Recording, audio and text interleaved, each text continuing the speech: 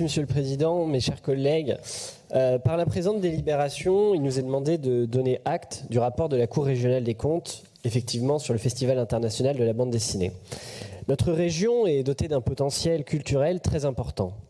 S'agissant du rapport en question, l'on le sait tous et sans chauvinisme, l'importance de la bande dessinée à Angoulême n'a pas ses preuves à faire. Toute une économie, tout un secteur culturel qui sont très riches en dépendent. À l'échelle régionale, d'autres lieux de culture ont connu des décisions difficiles contre toute logique territoriale. Ainsi, dans ses bons vœux, le président de la République a annoncé qu'il préférait installer la maison du dessin de presse près de chez lui à Paris, plus qu'à Saint-Just-le-Martel, qui défend la liberté d'expression depuis environ 40 ans. Nous le regrettons. Encore un signe, s'il en fallait, du mépris présidentiel à l'égard des territoires. Nous ne pouvons que déplorer plus largement le centralisme gouvernemental, qui, il faut le dire en l'espèce, n'est pas très juste, qui agit au détriment de la culture, du savoir, du tourisme et de l'attractivité de nos territoires. C'est pourquoi le rapport de la Cour régionale des comptes appelle notre attention afin de s'assurer du bon fonctionnement de l'organisation du Festival international de la bande dessinée. L'audit de KPMG rendu en 2017 nous rassure sur le fait qu'il n'y a effectivement pas eu de malversation, mais c'est davantage le montage juridique qui nous interroge. Il est évoqué des sociétés écrans, l'absence de respect des conventions bipartites, éventuellement l'absence de délivrance du rapport d'activité. Vous avez fait état des 3 recommandations. Effectivement, je ne vais pas revenir dessus, il n'y a pas nécessité.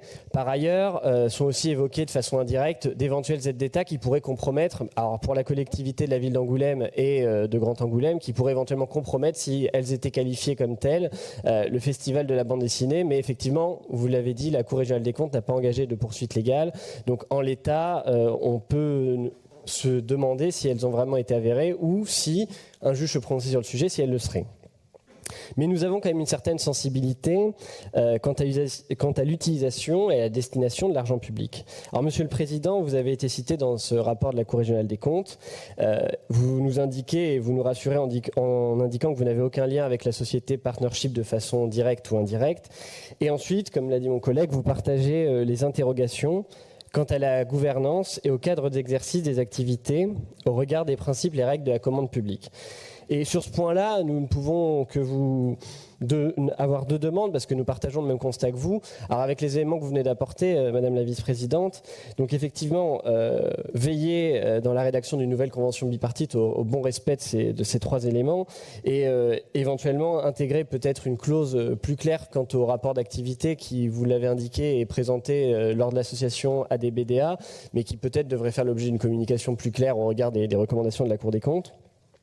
Et notre deuxième point, même s'il n'y a pas effectivement d'infraction légale, alors vous avez annoncé la rédaction d'une nouvelle convention bipartite, ça aurait été de dénoncer effectivement d'ici 2027 et la reconduction tacite de ce contrat de concession, de dénoncer effectivement 2 ans en avance afin d'éviter que le montage juridique actuel ne puisse se reproduire.